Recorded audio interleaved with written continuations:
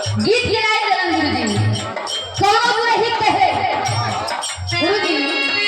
कोनो गुरही कहे अपने दुल्हा से क्या कहे अरे सैया मार ले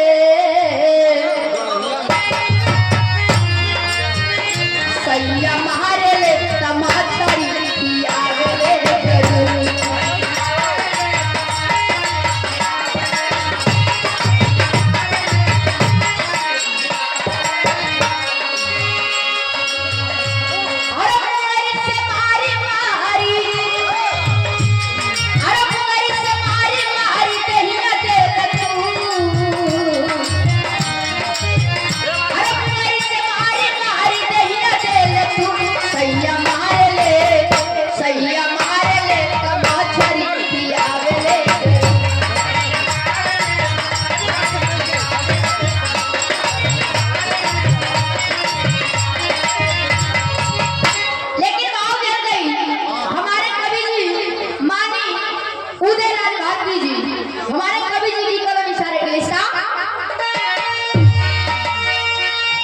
जन्म देली माई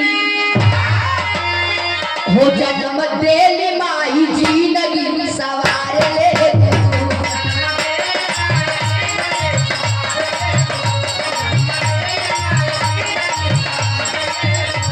हो सवार ले गुरु हो सवार ले गुरु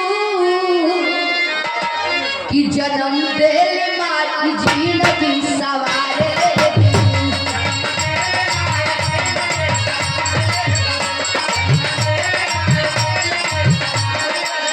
ए भैया पहिला गुरु अपन के होला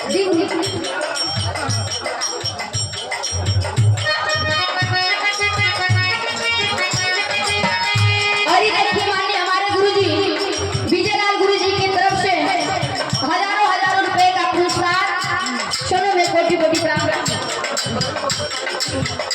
और ये बड़े भैया जो कि नाम का मोहताज नहीं है बिरहा के बड़े सुंदर कलाकार हमारे विजयलाल गुरुजी के सम्मान में सुधीर लाल भैया जी की ओर से बहुत सारे रुपए का पुरस्कार आशीर्वाद की कामना हो कहेगा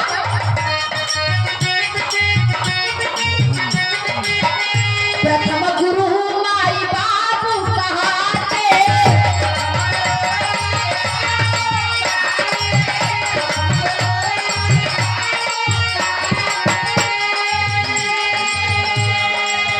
अगर पकड़ के जो चलते सिखाते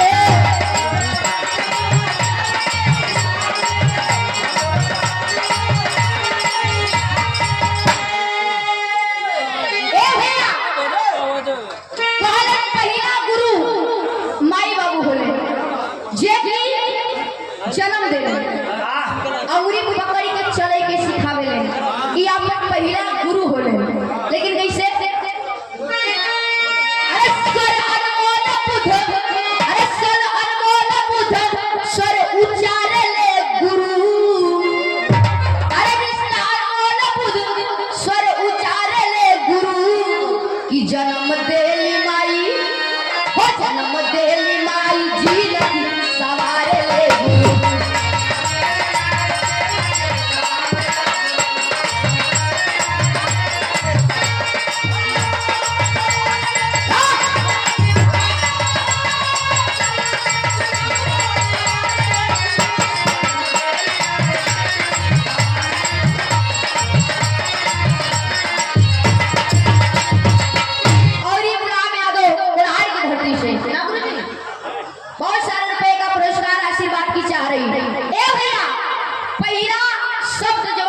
लड़का बोला ले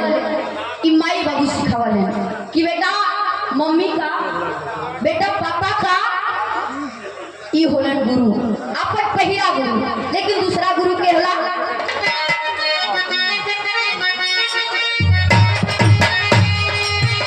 पाठशाला में जब कि नाम लिखई आई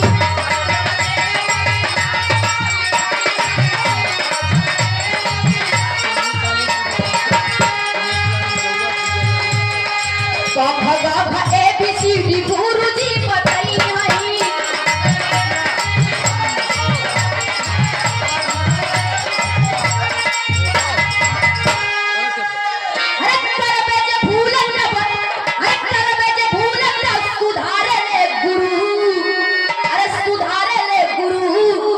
जन्म देली माई हो जन्म देली माई जिंदगी सवारे ले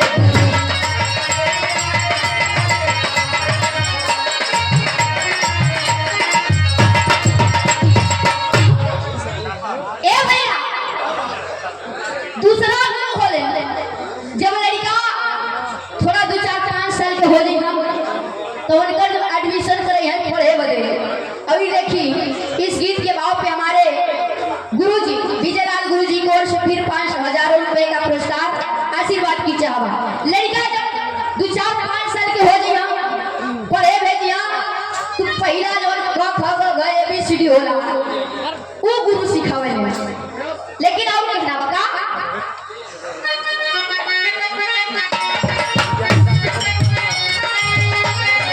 महिमा गुरु के समुद्र से गहरा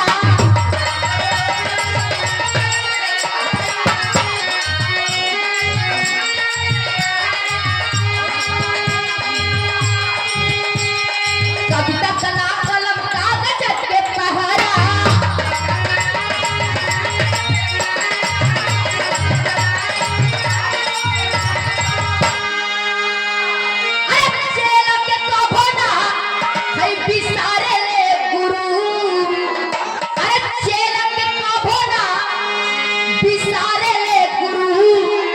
जन्म देली माई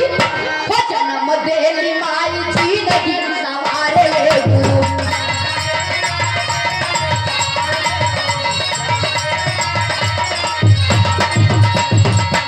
ए भैया चेला जितना होले गुरु का भले गुरु लोगन के विचार है लेकिन गुरु लोग चेला के कबो नहीं भुलाते ई होले गुरु तो गुरु का बखाने जितना कही जाए उतने कम होला बाबू आप ही ना जल्दी गुरु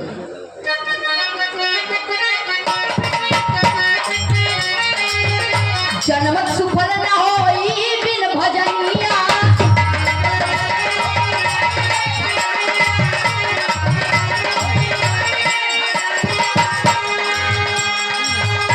सिरवा झुकई बसता गुरु के चरनिया